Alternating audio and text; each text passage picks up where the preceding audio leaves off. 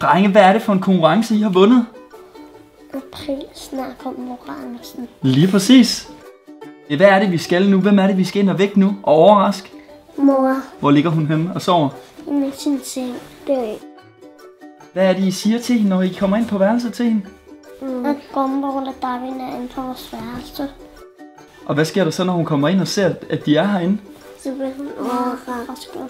Og hvad råber I til allersidst? April snart. Skal vi prøve det?